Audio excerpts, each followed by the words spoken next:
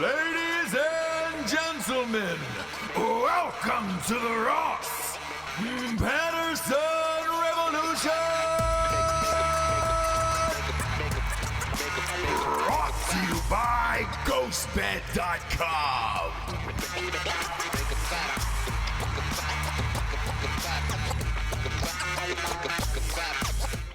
Yeah. Oh, you're live. Ooh la la ah wee wee. James. You think you're so cool. Man, I am cool. I am cool. You know that about me. Sure. Like, you know deep down inside, you're like, man, he's fucking cool. Sure. Ross is cool, man. Mm-hmm. The new Run the Jewels album dropped last night, which I am amped about. Oh, yes. Lived up to the hype. Obviously talked about them a couple years ago on the show. We went to the Super Bowl. They opened up the night before for Foo Fighters. And I was amped about it, and I was like, oh, shit. Right now, one half of the popular duo, Killer Mike, made a powerful statement in Atlanta after the CNN building was attacked and everything. That obviously went viral. But they just listed him as a rapper. Like, this is rapper Killer Mike. They didn't say, hey, it's Killer Mike from Run the Jewels. Activist. He's a Netflix show. He does a lot of stuff, but he's so much more than a rapper. Yeah. Either way, Run the Jewels is one of the coolest bands in the world. So after everything that has happened and went on, I was looking forward to this album. It was supposed to come out later in the summer, and he just left like a terse response on Twitter and just said, man, with all the bullshit going on in the world, we need something to dance to. Here's the album.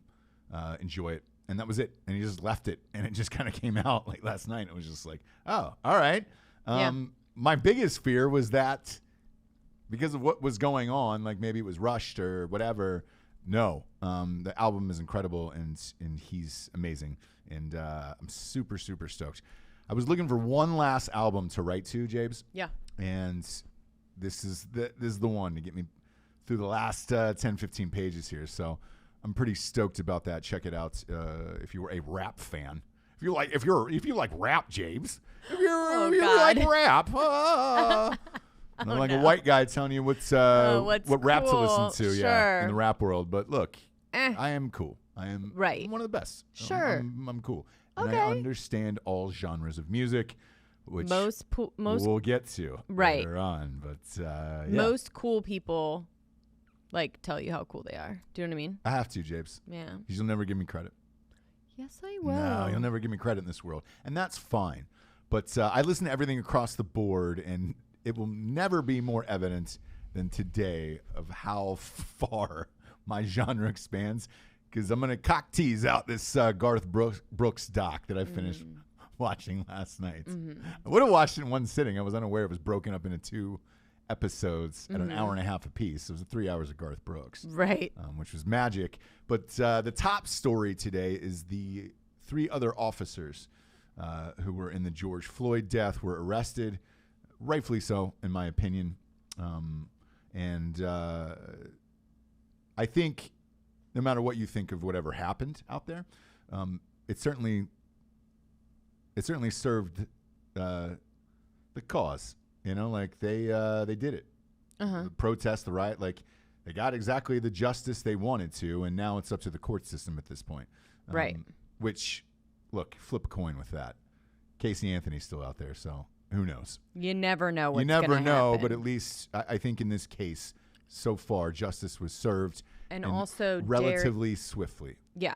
Also, Derek Chauvin's murder charge was upgraded to second. It was upgraded to second, and then his wife served him with divorce papers when he went into jail. So that happened real quick. Yeah, you know.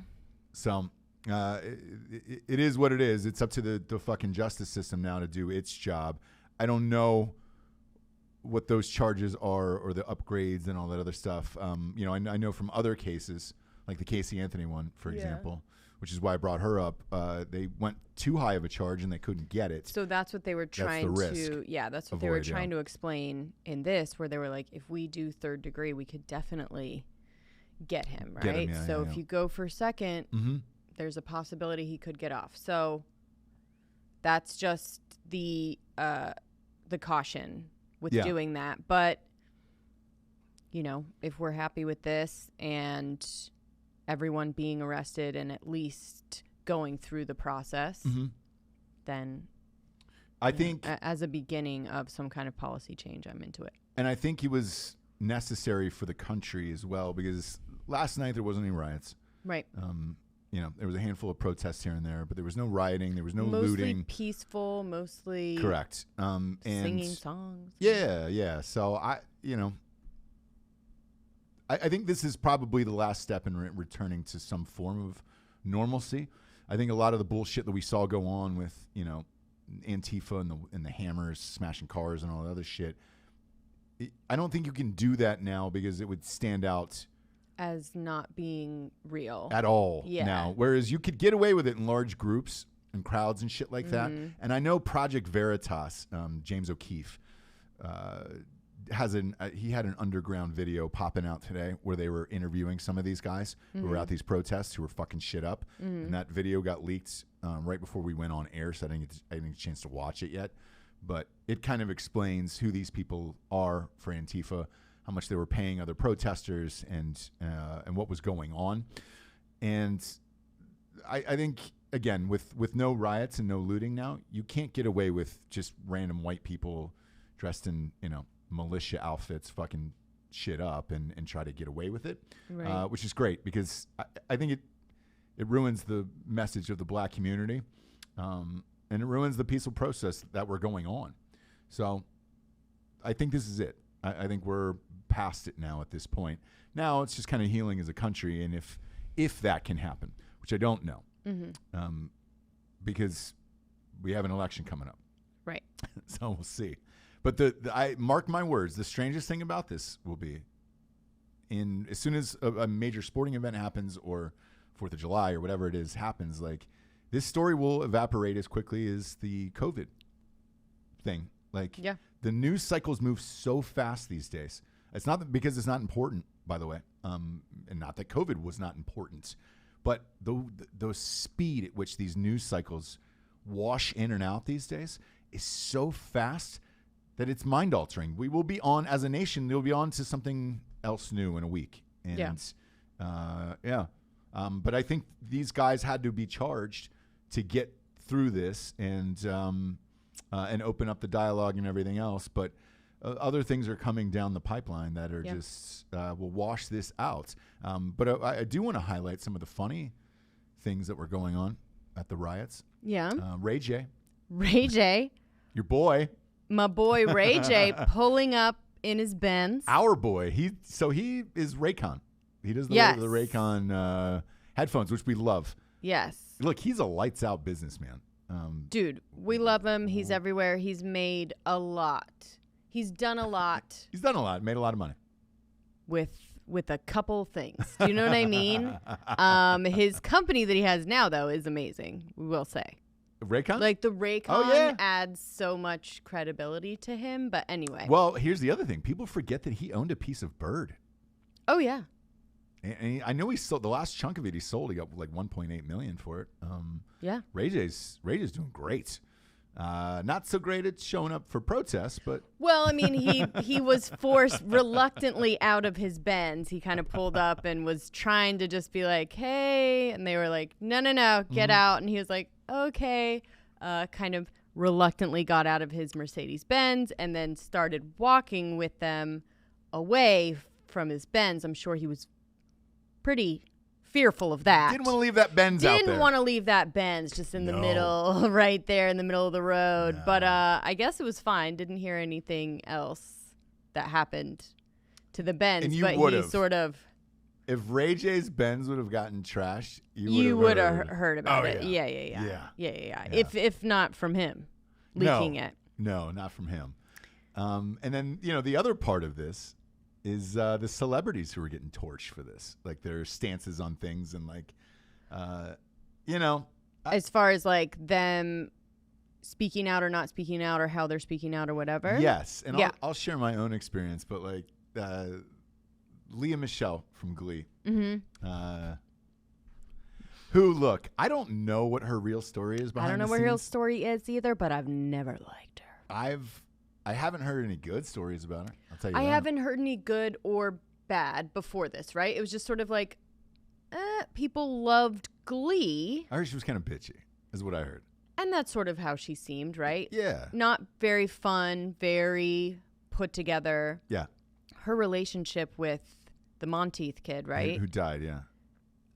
Him doing heroin all the time. I don't know how that relationship worked. Nope.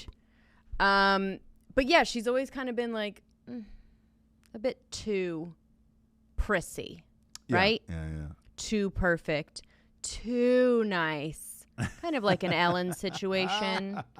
Like, just keep it in the middle. Like, just be nice, you know? Mm-hmm. Do good for people if you want to do that. But this, like, over-the-top thing, you will get busted.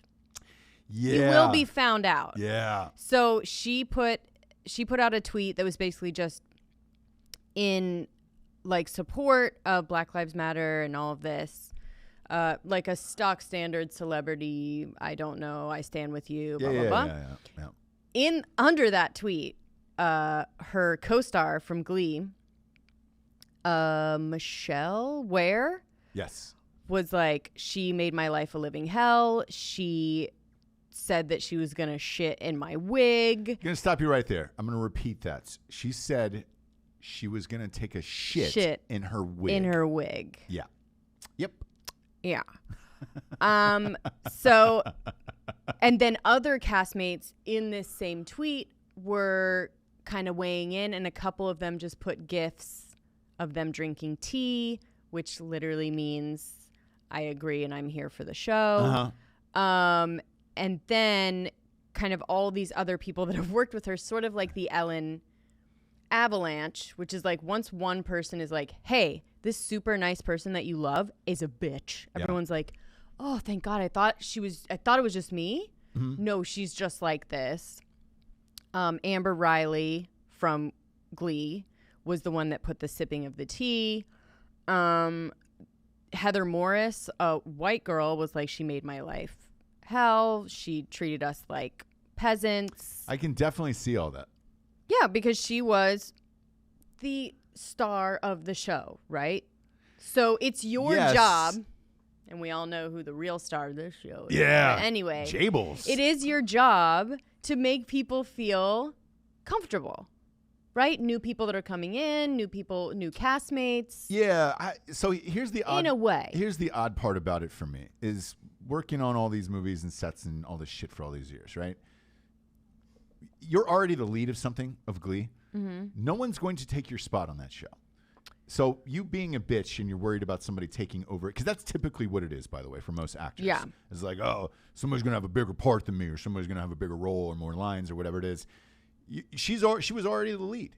There is no person a guest star, like these people that are bitching, sure, that are going to come in and take over her spot on the show. Therefore, there is no reason to be the queen bee of like, oh, I fucking run the set and everything else is fine. Right. It doesn't make any sense. Whereas, for me, like the things that I get angry about are mostly production stuff. Has nothing to do with other actors or anything else. But I think that was her biggest fucking gripe in all of this was, that girl who called her out was just like, she was a fucking bitch and she should have been nicer to everybody. Michelle Ware, yeah. And everything else. It's an odd time to call that out to me. And I'll tell you why. That show's been off the air for 5 years now. Mm-hmm. Maybe longer. I think it was because she didn't treat black people on her show. One black person. There was other ones. Okay. That came out after. And we're like, look. Yeah. She may not be racist, but she definitely treated us differently. I do know a couple black people that were on that show that did not have a bad word to say about her. So that's why. But they were regulars, not guest stars. So, Right. But so that's why it came in this tweet, because had she stayed silent or whatever, it wouldn't have come up. But these people are like, oh, okay, now you're going to come out and be like, we should all treat each other nicely. We should all treat each other with respect. Listen, bitch.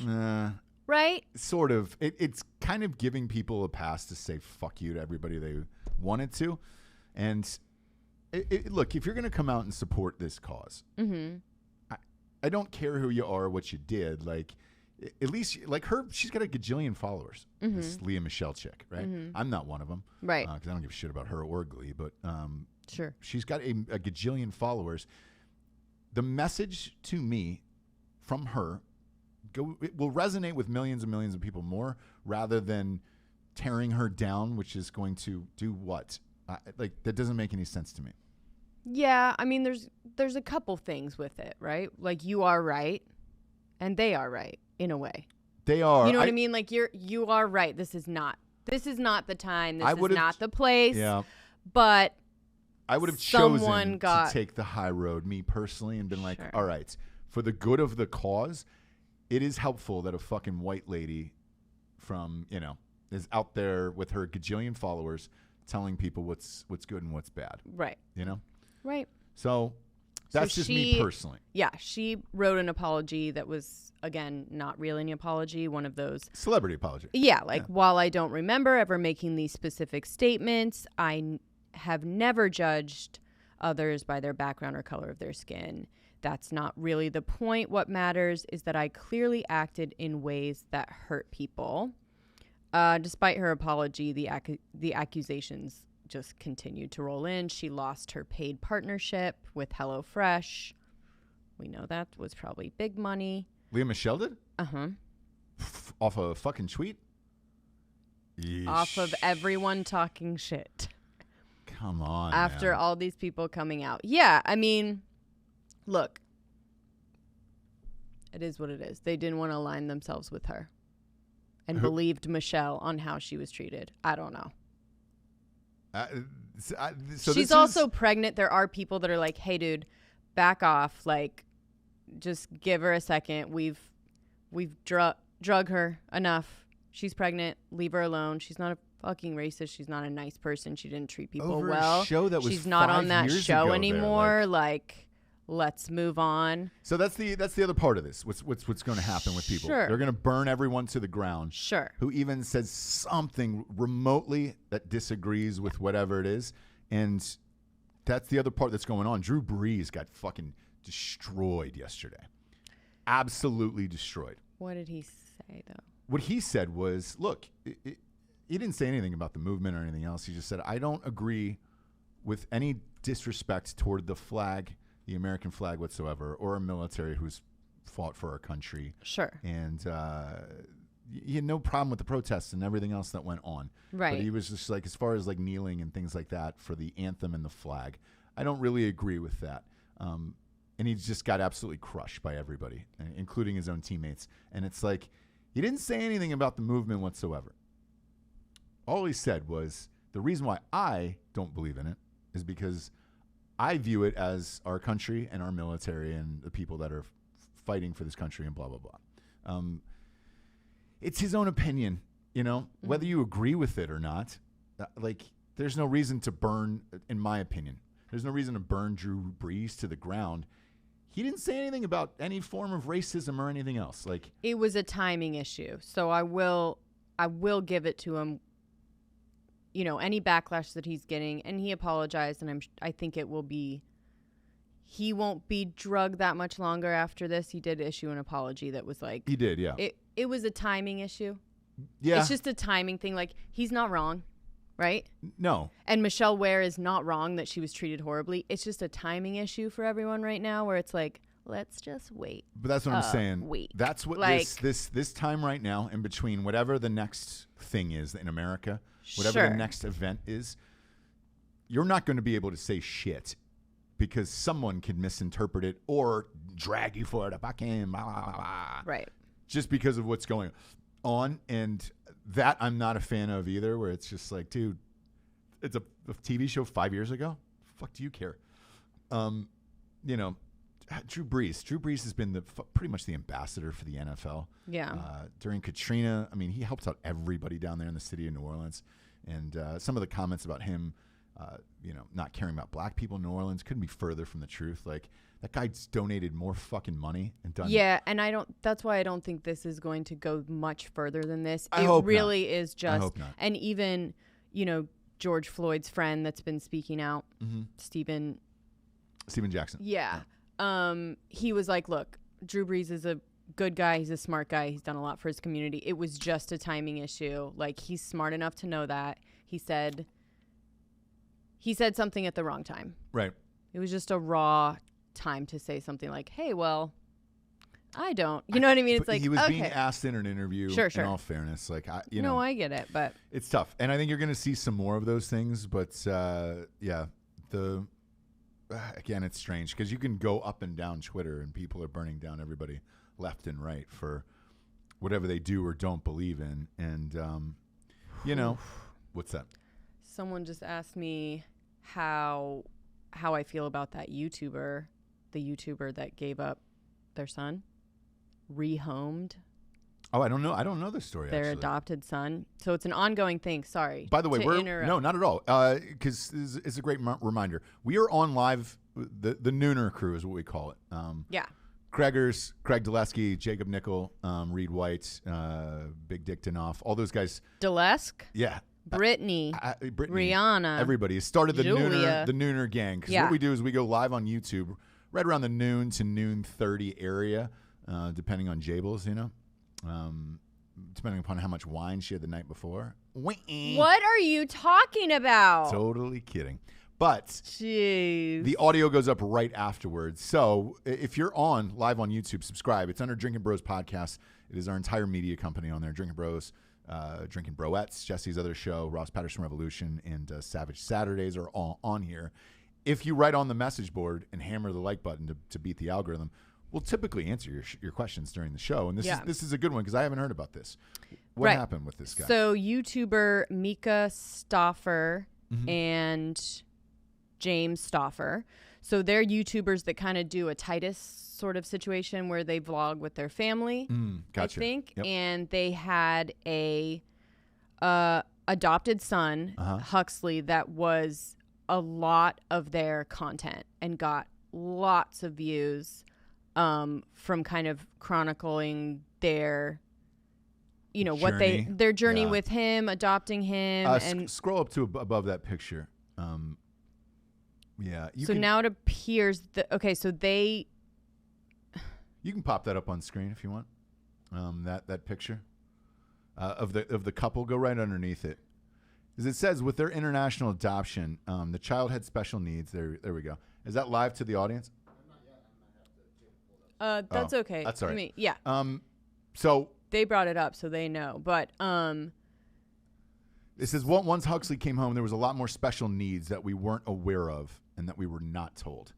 I can imagine the backlash for this has been major. Severe. They have lost pretty much the bulk of their brands, which, as we know, YouTube is not necessarily your big money. It's more brands that support you. Mm-hmm.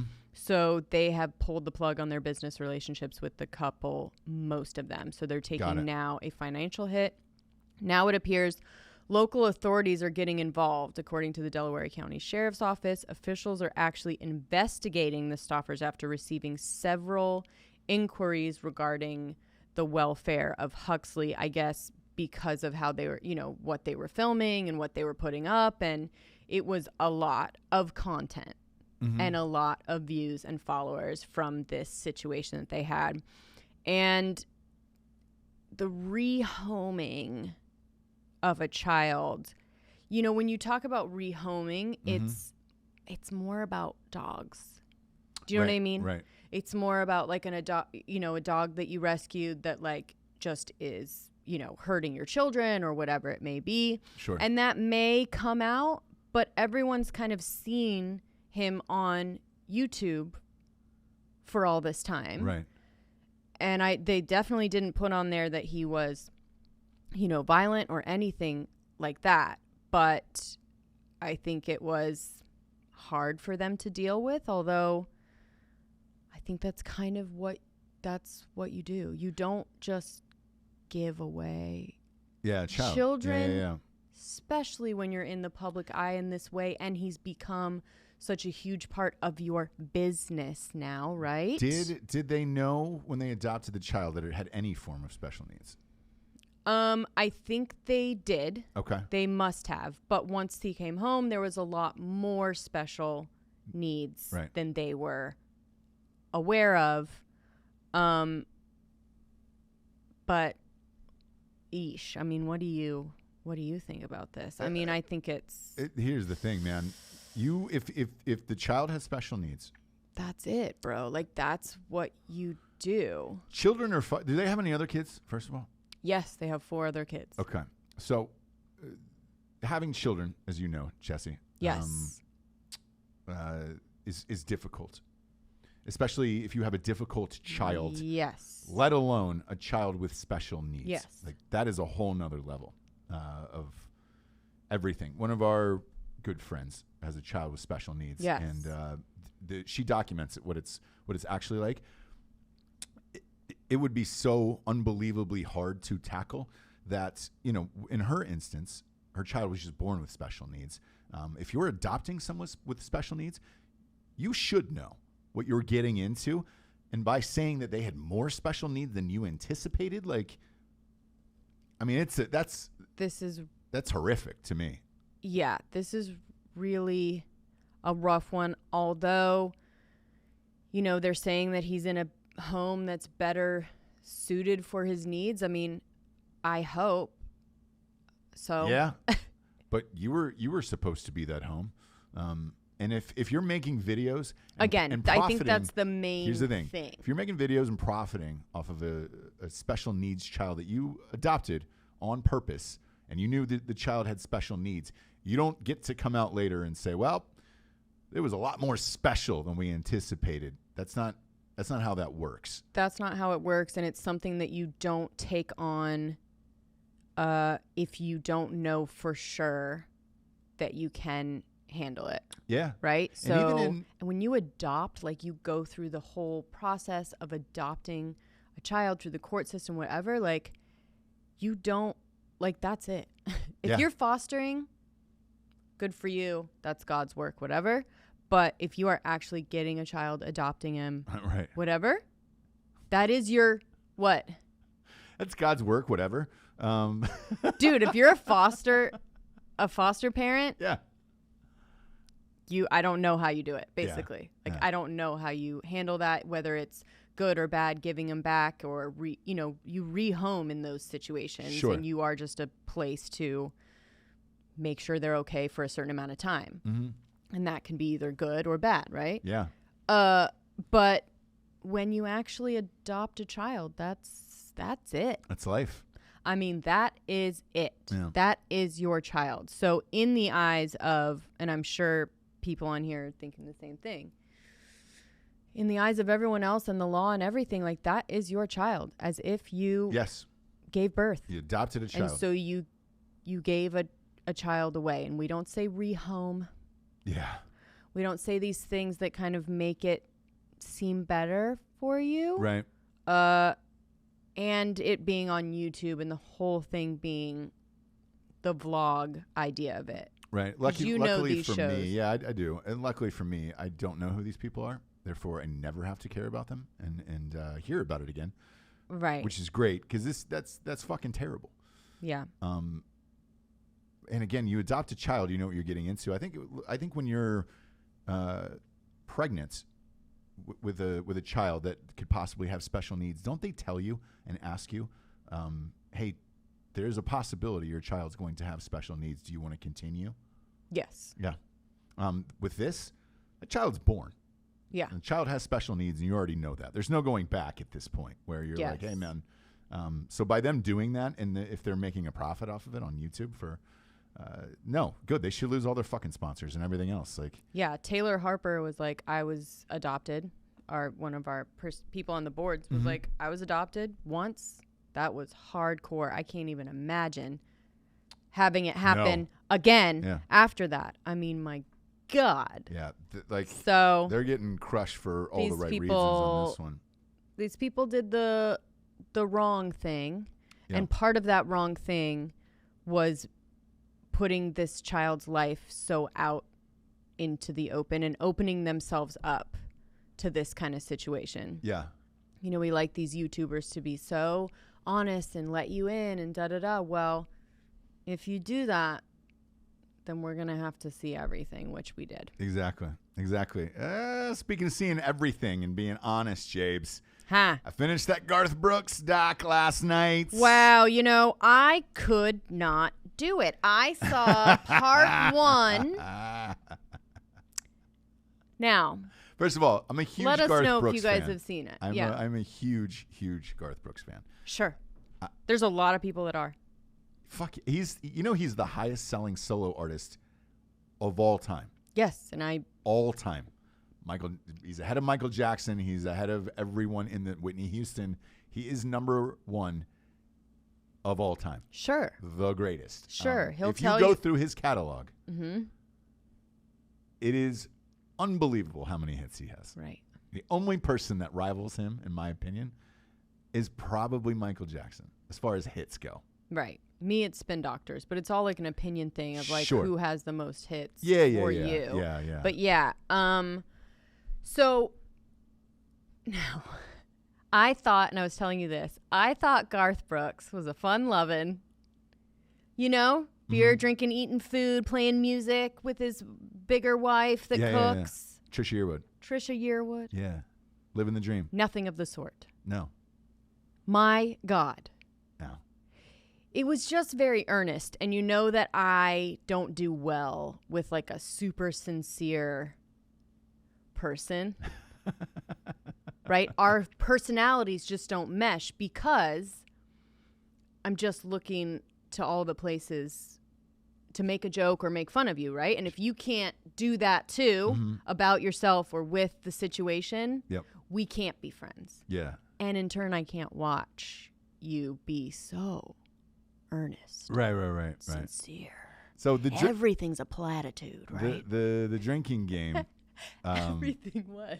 The drinking game, by the way, is if you watch this doc, you'll be trashed at the end of it. Trashed. Every time Garth Brooks wells up, or he cries, take a shot. The handshake situation is a big theme. Take a shot. A big theme throughout. Yeah. His handshake means a lot. Yeah. A man's handshake. Are you able to pop up pictures, Giorgio?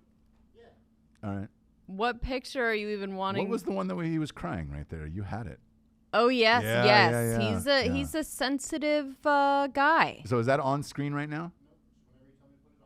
Put on the Garth Brooks crying. The crying with the hand next to you. There you go. Pop that up.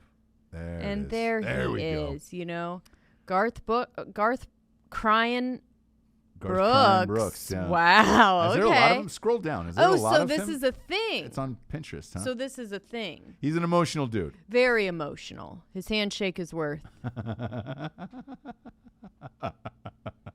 And here's the thing. I love Garth Brooks. And every interview he's ever done, every TV segment, all of it, he's always having fun and hilarious. For whatever reason, so upbeat. They decided to treat this documentary very, very seriously. Like his opus. Yes. I mean, it was like he's going to die. It was like he was going to die. Maybe he has something we don't know about. Maybe he has some kind of... Yeah. I don't think so. I don't think so either, but hey. He was on tour right before the pandemic hit, right? Right, and he's trying to go back out. So I have no idea. I think this was his doc, and, that's what he wanted to do was something serious, something about his life, and his kids were in it and everything else. The problem is, again, when you're that serious all the time, like he's crying for 3 hours straight, or close to crying for 3 hours straight. In a barn on his 1 million acre. Yeah. Not sure what we keep crying about, but me neither. But hey. But he's a very emotional guy. He's a very emotional guy. And they did talk about Chris Gaines last night, which I wanted to see. And I want to say once again, I did not go to part 2 because I can't handle it. Sure. I pull up the Chris Gaines album cover, and I just want to give the audience a refresher of this. If you don't remember, some people don't remember. We were at a neighbor's house last night for a little pool party, and there it is. There's Chris Gaines. And I brought this up. Half the people didn't know, and they didn't remember what this was. And then once I pulled up the picture, they were like, there's no way that's real. And I was like, oh, yeah, it's fucking real. And I was like, but where I turned off yesterday before I got back into it last night was, I hadn't seen the Chris Gaines part. Yeah, you needed to see that. I was wondering, pop it up on the screen. Prop up the album cover of Chris Gaines. Good. And with him as Chris Gaines, it was so hilarious and weird, but I never heard the inside story of it. I never knew. I was too young. I wasn't in like Hollywood yet or any of that stuff. So I didn't know the inside story of it. They explained it where they said it was supposed to be a musical movie, like A Star is Born or something like that. And it was about this guy. And so they recorded the album first. And then all of that music was going to go into the movie. Well, the movie got scrapped at the last minute, and they were like, hey, we're not going to do this movie anymore. And what they didn't say was that Garth Brooks probably had the option to kill that album. Right. The problem is, after that doc last night, I think that he genuinely liked the album, and those around him were like, hey, man, yeah, you can put it out. Like, it's a decent album. But let's face it, when you look like when you do the Chris Gaines look and you don't have any context of why you look like that or what it was for sure, then that's when you get absolutely hammered for going way off brand. Look at this. Are we seeing this? Is the audience seeing this? Oh, pop it. Oh, Lord. Now that is your beloved Garth Brooks, everyone. Oh, so have fun with that. I don't get it. I got it after I saw it last night, where I was like, all right, this was clearly for a movie and everything else. Right. But the mistake was not killing the album once the movie got canceled. Sure. But at this point, he had put so much work into it that, and his wife, Trisha Yearwood, was like, hey, if you didn't know who this was, right? Mm-hmm. And Jessie, you just listen to the music without all of that, sure, then people would say, hey, that's a great album. That's what Trisha Yearwood said. Somebody else said. I think that the lack of context was the best part of it. Had we all known the real story, I don't think it would have become as iconic. Do you know what I'm saying?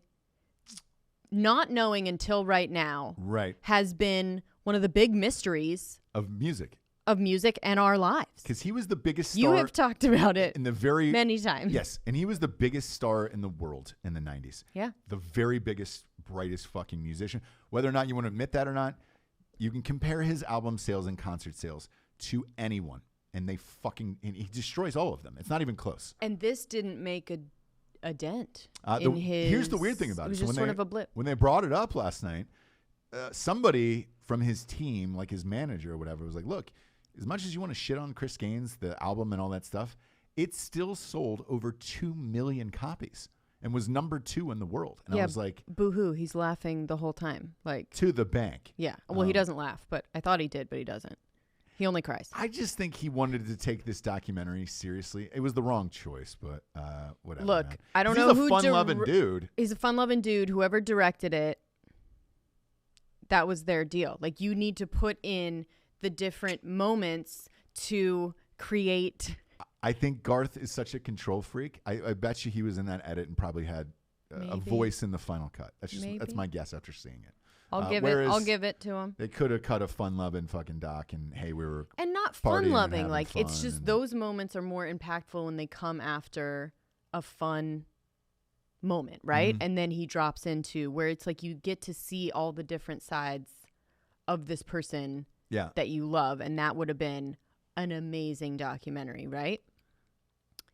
But they didn't. It's very one note. It's what they all wanted, and good for them. But it wasn't. It's not something that I can family wanted. Continue to watch. But like watching it, because I was a kid during that period where I was just like, oh shit, I forgot when he was in Central Park and there was 1.5 million people watching. In New York, where it was like he did the biggest things in the world. The one question that was finally solved for me, besides the Chris Gaines thing, was why he left.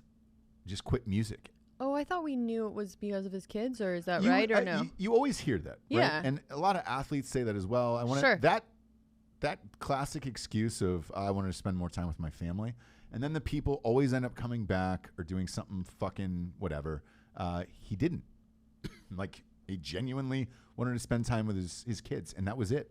And I was really surprised by that. I thought maybe there was something behind the scenes where it was like, hey man, the Chris Gaines thing was too much, or take a few years off, or do whatever. But no, I mean, it was genuinely like, hey, I have 3 children and I want to raise my 3 children. I'm rich enough, and I've been touring for 10 years straight. That's the one thing that I kind of believed in his whole story that I've known throughout the years is like when he did that seemed genuine to me. When it was like, I'm getting out of the spotlight, touring as much as he did, and having 3 children. I mean, it's crazy. It was the good move for the guy that I think that he is. Whether he's serious all the time or not, I really actually think he's a good guy. Yeah, he's a great guy. So it's like, he's a great guy. You don't leave this doc thinking he's not a great guy. For sure. Garth You're just kind of like, he's an intense brother, dude. He's an intense dude. But to leave at the height of your career, the very, very peak of it, and just say, nope, that's it. And I'm buying a place in Oklahoma, and I'm going to raise my kids, and that's going to be that. Very Rick Moranis, you know? Yeah, which is noble. And I've had this debate. I even talked to your mom about it last night. She's in town, and I was just like, because you came down, and you're always like, what are you guys fighting over? Okay, assuming it's politics, but I don't really give a shit. Like, I know, but let's just preface that you guys could not be farther apart as far as politics. Yeah. And right now, that's the biggest fight that everybody's having. So I'm always just like, guys, care if whatever anybody else believes in. I just don't care. For sure, and she doesn't care either. But there's not a conversation that you guys can have that's gonna go well. So I'm always just like, just don't. On purpose. Like all I was asking her last night was, you like behind the scenes of this. Everybody sees the shows we shoot. And they're like, it's a fucking blast. And it is. Like, this is the dream job, right? To do this all the time. There is calls and phone calls where you're arguing with lawyers and contracts and sponsors and all that other shit behind the scenes for all of these shows. And right now, I think we have 8 total that we run. That it's just like, man. So I asked her last night, I was just like, if you were rich enough, would all of your problems go away? Because I always like to try to ask people who are older and past it, where it's like, hey, and just to get a sense of it, because I did that when I was younger, like real young, like 18 years old. And I would ask older people all throughout it. Like, I remember one of the first big questions I asked when I was a freshman in college. It was a 5th-year senior who had come back, and I said, hey, man, is college as fun and whatever and blah, blah, blah. And he just looked me dead in the eyes, and he just goes, it's the best time of your life. Don't leave. Don't fuck this up. You'll never get it back. He was right. And I listened. When I got into my 20s, and I was starting to get into my career and all this other stuff, somebody sat me down and said, hey, man, look into producing, look into writing, making your own content. That is going to be the way forward. And then get married in your 30s when your 20s is out of your system and all this other stuff. And it was one of those dead, like, sit-down serious moments, right? Where you're just like, oh, shit. Well, I did that, and that was the right decision. The hardest one you have now is, when you get to this age is like, hey, man, if you are rich enough, let's say one of those gigantic deals falls that you get calls about. Do you quit and walk away and raise your family and whatever? Because we have 2 young kids. That enters your mind all the time. And you're like, do you do that and walk away? And are you content and happy with it? In Garth Brooks' case, it was true. But he's a different fucking story. The guy's got $80 gajillion, right? Yeah. So I was asking your mom last night. I was like, what about you?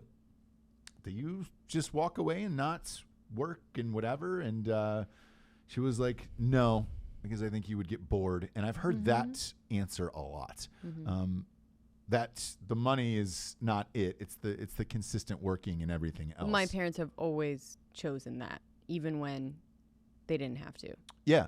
So they have always chosen, both of them, to work and continue to. Yes. To this day, I don't know when they're going to fucking stop. But, yeah. So part of this, and this is going to lead back to the Garth thing, whereas knowing now that it was legit, and he walked away at the height, and he had children and decided to take care of them, and now they're all grown, and he's clearly doing a documentary and doing touring again, around the country and world essentially. did that set in for him where he was just like, man, it wasn't enough? You know, like, I got to go work. I have to do something. I think he genuinely likes doing it. So the fact that he even walked away for that amount of time was huge. Yeah, because it was a long time. Like, that is the point. That's what I would do as well. Like, if I had a bunch of money, I would hang out with my kids. Yeah. All the time. And then when they are either grown a little bit more in school all the time, like, then I'd be fucking bored. Then you come back and do stuff. Yeah. But I'm not in that position. So you have to keep your foot on the gas. Yeah. On the gas, in the door. Like, you know, we talked about on Broettes, like, this idea of women just totally leaving the workforce. That shit is scary, because getting back into it when your kids are grown. Oh yeah. Is damn near impossible, especially we're just in a young person's world as far as like any job is considered. Yeah. There's not very many that being an older, experienced person is what people are. Receptionist that is CPA. Yeah. Are what people want, right? Like, they want the like new, fresh thing. So that sacrifice that women make to do that is huge. I mean, I think it's easier for Garth Brooks, you know? Right. But it's not a new story. Okay. Yeah. We got some sponsors, Japes. Put the show on the air every day. Okay. We're grateful for them. GhostBed.com/Drinkin Bros. 2 days left on the 30% off Memorial Day sale bundle package. 2 days left to get 30% off on everything you bundle. Beds, mattresses, sheets, pillows, adjustable bases. You can put them all into one. You have 36 hours at this point to do so. I would highly recommend you doing that, especially because they have a 36-month pay-as-you-go program. No interest on that. You can really fucking nuke that down. Probably the cost of a couple of apps, Netflix and Disney at this point, you know? Sure. You get a full mattress set, which is amazing. Did Cooling I get mattress a new one? for the summer. A new what? I think I got a new one that you don't know about. I can't remember. Go ahead. A new bed? No, a new app to watch stuff. Oh, did you really? I don't know. God, you SOB, dude. I can't remember. You SOB. As always, though, the rest of it is 25% off through the quarantine times, however long that lasts. We found out this shit, like gyms and all that shit, isn't even open until like July 1st. So I'm assuming Ghost Bed's going to keep that sale going for everybody, because right now half the shit is still shut down. Yeah. So go to ghostbed.com/Drinkin Bros today. It is really the best mattress you could possibly have on this planet. And so the pillows. That's right, you get 2 free pillows with a mattress right now too. Fucking go. Get a goddamn mattress before this ends. Next up, Jabes, we got StrikeForceEnergy.com. Boom, boom, boom, boom, boom. Shabloinkers. 4 amazing flavors. Comes in a tasty, tiny little tin pouch that you can just rip open and squeeze and boom, boom. Pop a couple squirts in and go. I got some in here today, and I put a little liquid IV in there as well. It's a good combo. I know. It's a good combo for energy and hydration. Me going. And the boxes come like this. Same boxes you see at like 7-Eleven and all their like Strike Forces everywhere now. But you get those boxes so you're not shitting up your sink, you know, or wherever you're putting it. You're not shitting up your cabinets.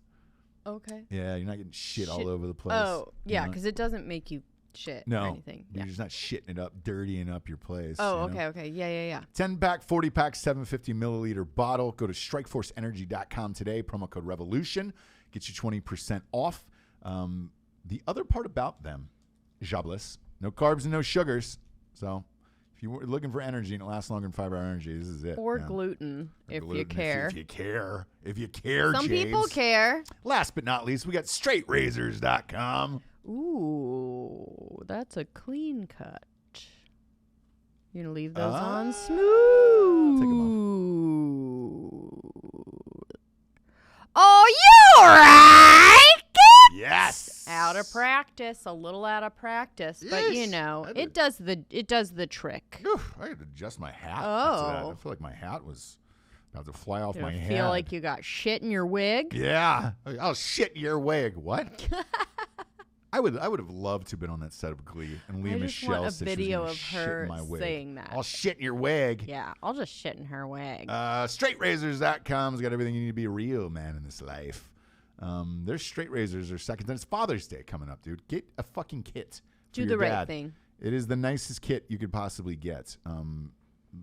Big fan of StraightRazors.com. They've been with us since day one.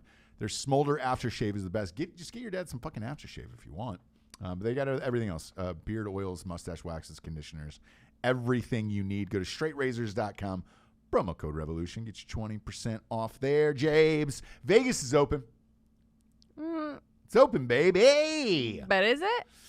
It is. After the protests and riots and shit, we're all done. Well, I think everybody's all done with social distancing and everything else. Like, yeah. That proved, hey, man, we could have 50 million people out in the streets, and that's that. We're all done with COVID. So I think it's the appropriate time to open up Vegas. Are they doing it like real Vegas, or are they doing it like the commercials I've been seeing? Sort of. Have you ever wanted to go to Vegas? By yourself? Just by yourself? Nope. Be alone. Sounds like a nightmare. Not touch anyone. Not Sounds like sex, a zombie movie. Not have a chance to get some form of HPV. Whatever. No, dude. No, that's not what I want to do in Vegas. Stop trying to make Vegas seem nice. I want to get AIDS when I go to Vegas. That's it. Everybody does. Everyone does. And you don't go for anything less. They said they're going to open up, and the casino fucking people, what do you call them? The hosts, the blackjack dealers, all that other stuff. They're going to be wearing masks and like rubber gloves, I guess. I don't know if everybody else is going to have to do that. Like, I can tell you this, after wearing that mask on that plane for just a little bit, fucking hated it. Yeah. And it's awful. You're hot. Like you're kind of sweaty all around your mouth and nose area, and you're like, oh God. You start just like breathing in too much your own carbon. Shit. I mean, whatever, man. It's stupid. Why are you breathing in your own shit? Because whatever you've eaten, Oh. Let's say you've eaten before you got on, like you had some Funyuns, and then you're like, oh fuck, now I gotta get on a plane and breathe in my own shit. Sure, haven't had a Funyun in a really long time. Really, the kids have them all the time. I maybe had a bite. Yeah, but the salt content in one through the fucking roof. Absolutely. But yeah, so a Funyun, you have a fun little whatever. I don't want to walk around with that. No. And the magic of Vegas is how dirty it is and what diseases you could possibly get. So I hope Vegas opens and it's rad again. I think sports is going to have a lot to do with it. That's true. Because the Raiders are going to be playing there. The Vegas Golden Knights, look, they're in the playoffs. And they're one of the top seeds. And the NHL is coming back. I can tell you this, having covered the Stanley Cups, and in particular when Vegas was in there that year. Was it 2 years ago that I went? There is a gigantic fucking jumbotron outside that stadium. It's probably 30 feet tall. I mean, it's crazy. Live bands play in the street out there. You're not going to stop. Those fans are rabid, which is why I love it. And you're not going to stop those fans from partying outside the stadium and all that other shit. So I think slowly this will all start to trickle in. And then look, the biggest thing will be sports gambling, right? Because all of those books, the sports books are going to be open. So you're going to be able to go in there and bet. So I think that's going to get a lot of people back. I think it will be slow initially for a couple months, but I think by the fall you'll be right back into the magic of it again, where it's just like, all right, fuck it, we're done with this. But that's my guess. I've noticed the airline stocks are starting to tick up right now. As they're saying more and more travel. Look, we were on one of these planes, had a decent amount of people on it. I was just like, all right. It didn't look like they were saving too many seats. No. And I think sports coupled with airlines picking up, you're fine. We stayed in a hotel when we were in Texas. It was fine. The hotels were great. Like nothing has changed about a hotel. Now the staff is wearing masks and all that shit, and that creeps me out. But whatever, man. I think Vegas will be back sooner than later, and I think all the sports gambling, especially because you went without it. Now it's all going to be condensed. You're going to have the NHL playoffs, NBA playoffs, college football, and NFL all going at the same time, and people are going to go bug fuck. They're going to bet the shit out of that. So, yeah, I think Vegas will be back soon. I don't think this summer is going to be the summer where you're going to go out there and party to Calvin Harris at the pool. You know, you're not going to be going to Encore. But I think the following summer, you'll be back to doing coke and Molly in the afternoon and, pouring fucking Coronas and margaritas and shit like that. And you'll be fine. I think Vegas will be fine, and they'll be back sooner rather than later. Yeah. I really do. So this is at least a positive step, and I'm amped about this. The last story I want to talk about today, James, was how much we love the porn star stories here on the show. Yes. They're great. There was a Spanish porn star actor that was arrested for a fatal toad venom ceremony overdose, and a photographer died after a ritual involving the toad venom. And he's been arrested now, as of 3 other people. This is in Spain. Yeah, and the way they describe it in Spain is pretty hilarious. It says, including a well-known pornographic actor. I've not heard that term, pornographic actor, No, not in a while. It's really adding to, it's a lot of stuff that you're adding there when you do porn, man. I mean, you're a porn star. Right. It's 7 letters, and that's who you are. Is that him? Yeah. Oh, no. Him, okay. Yeah. So in connection with the death of a photographer. You put his picture up on the screen? There he is. Yeah. He died after inhaling toad venom. Yeah. During a shamanic. Bang, bang. There was a shaman there. Yeah. So he is fired. He should have been fine. He's fired. I don't know how he's going to get any more shaman gigs, but he should have been fine. You can't have somebody die like that on your watch. So the ritual is the inhalation of the vapors of the venom, and that's how you get off, apparently. Get off? Yeah. Inhaling toad venom, I'm sure it was supposed to create some type of high. Okay, he wasn't intentionally trying to kill this fucking dude. No. Yeah, he was charged with involuntary manslaughter. So. Eesh. Suspicion of it. Eesh. You're going to need to find that toad, though, I feel. To really get a beat on this. I would ask for a DNA test of the toad. Wouldn't you? Maybe the toad was doing his own shit that he shouldn't have been done. Oh, okay. You know what I'm saying? And it wasn't the right venom that was inside of that toad. I put the blame on the toad, really, not this porn star, this pornographic actor. Yeah. I mean, it's definitely the toad's venom. I just don't think that's how crime works, but I do have... It is and it isn't. Okay. If you're a venomous toad, right, and people have been able to inhale these things, pop that picture up. There it is. Yeah, he's not here. Oh. Who's controlling that then? That's funny. Where the fuck is Giorgio? He's in the bathroom. Yeah. What's that guy doing?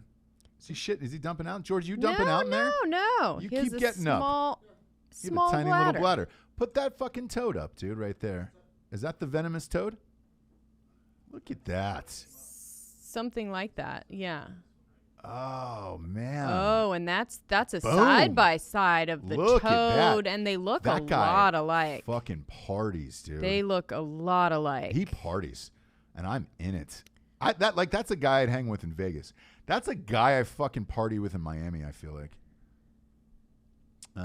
For sure. Now I'm just saying. That's definitely a dude. That him too? Okay. Yeah. Nacho Vidal is his name. Oh, great porn name. Great porn name. If you're Spanish and you're going with Nacho Vidal. Oh, I love a good nacho. Damn it, dude. That is a flex right there. Oh yeah. Nacho Vidal. I'd love to party with Nacho Vidal. Look at that guy. Fuck yeah, dude. That'd be a blast. Be careful. Here's the thing. Be careful. Yeah, I wouldn't try to inhale too much toad venom, but just enough to be like, oh, you don't say. Is that what that feels like? Right. I don't know what kind of high that is, to be honest with you. But I remember people licking toads at one point. To get high, yeah, for sure. Never did it. Never was a part of that. I had a crime corner, but it was definitely not as fun as this one. Well, you want to let's do a save it for tomorrow. We're not doing a Yeah, we might do one tomorrow, James. Might. We're not doing a show tomorrow. So should we do it? Let's do it today. Today? I don't know. Well, we missed Monday, so I didn't know if you were, Oh, no. No. Yeah. No, Okay. no. Yeah. No. Fire away. So tomorrow we have like parades with the school. I need to drop off tomorrow's stuff. The last day of school. The last day of school. Yeah. In a normal world, maybe, but we're not going to get people's hopes up for things that are not going to happen. I don't do that. And my crime corner is not fun. Like, it's kind of... Rip it. Rip it? Rip it, dude. Richmond man accused of cannibalizing his 90-year-old grandmother. Oh, boy, James. Really just bring it right down, right? We were porn stars and toads. Well, I'm going to replay that. You ready? Crime Corner, Crime Corner. Say that headline one more time. Richmond man accused of cannibalizing his 90-year-old grandmother. Oh, boy. Yeah. That is, she's got a alive. Picture up. Yeah. Now, she's Richmond alive. man was arrested this week on suspicion of murder and was reportedly found attempting to eat the victim's body while law enforcement arrived, and he didn't stop once they got there. Well, once you pop. Yeah, it's like Pringles. You can't stop once you pop, So police received a report around 2 p.m., which is it's not usually a crime time. Do you know what I'm saying? Sure. Crime times are usually like closer to the evening. But you're still in the lunch crowd at that point. 2 p.m. is like not usually a crime time, but it's lunch. They got a report on Monday of a woman on the ground bleeding and a man standing over her in her residence. The officer arrived at the residence to find 37-year-old Dwayne Wallach standing over 90-year-old Ruby Wallach. Rubes. His grandmother, and he was digging in her flesh. Now, yikes. Why did I pick this? Did the grandmother live? No one knows. Huh? She live? She was dead. Oh, she was already dead? She was already dead. Oh. And he killed her. Oh, he killed her. Okay. And then started eating her. I thought he showed up and was like, "Oh, grandmother's dead," and I haven't eaten yet. Might as well help myself. But you're telling me it's a different story. So different story, yeah. Officers used a taser gun, stun gun. That probably didn't do anything. To partially subdue Dwayne, which if you are continuing to eat a body when you see cops, there's something else going on, right? Stun gun's not going to help you. Physical altercation was required to handcuff him, obviously. Mm-hmm. Paramedics declared Ruby dead at the scene, and he was taken to the hospital for physical health evaluation. Right. He will be booked, and once he's released from the hospital, and that's all the info we have right now. Yikes. I don't think I'll follow up with it. No. Yeah. I wonder how that funeral's going to be, though, within the family. Yeah. Oh. Yikes. We maybe should have ended with the porn star frog thing, but... No. Because this one's in my mind. This is what you want to leave people with, is this story for the rest of the day so that they feel just as awful about it as I did after hearing it. Why eat someone after they're dead? Yeah. Why eat someone after they're dead? Yeah. I like things crispier. There's a fresh nice rigor mortis in there that really sets in. That it's like, all right, cool. God, I mean, but while they're alive, what is the drug that they keep? Yeesh. Bath salts. Bath salts. That's what it is. Bath salts. So a bath salt dish. Was it Florida? Do we know that? No, it was California. It's California.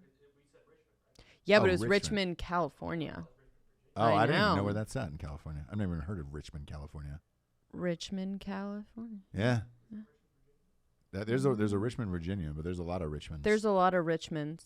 Yeah, it's probably one in every state. There's a lot of Parises too. Can you fact? Yeah. Okay. Yeah. Isn't that crazy? Crazy. California isn't the first thing you think. California knows how to party. I think that's close to Bakersfield. It must be. What's that? Oh, it has got to be. I would imagine. My family's from Bakersfield, so I can say that. Yeah. Spent a lot of Thanksgivings in Bakersfield. I bet you saw a lot of houses blowing up. Where you're like, oh man, that house exploded. I wonder why. Meth. House is a loose term that we're using. Mobile homes. Yeah. Yeah, the Bakersfield area is not that great. Oh, it's there. Okay, gotcha. Gotcha. It's San Francisco area, actually. Richmond is? Yeah, look at the screen, bro. Fuck. I know. Well. Look at that. Who knew? You know? C'est la vie. City of Angels. Not even close. Windy City. I'm always amped when we leave on a note like that, you know? I really want the people to think about that the rest of the day. Sorry, the guys. audio show goes up right in the middle of the afternoon. Corner. Yeah, right around 2 o'clock. Like this, now you get to live with this the rest of the day, which is awesome. And then think about it right before you have your own actual dinner at home. You're probably driving home from work, listening to the show. Fun. And then you get to have your dinner thinking about this 90-year-old woman who just got eaten alive. 90. Yeah. Ugh. Yikes. A younger one I maybe could have seen, you know, like a younger relative. Mm-hmm. A more attractive one. Sure. But 9-year-old grandmother, that's a tough one to swallow. Sure. Nailed it. Boom. Subscribe on iTunes if you haven't already to the audio show, and please rate it a 5-star and give it a quick review on iTunes. It really, really helps. Move it up the charts. Jabes, proud of you and all you did today. I'm proud of you. Thank you. And you're pretty cool, you know? Thanks, James. I appreciate it. You're welcome. For Jessie Wiseman, a.k.a. The Jables, I'm Ross Patterson. This is The Revolution. Good afternoon, everyone. Good afternoon.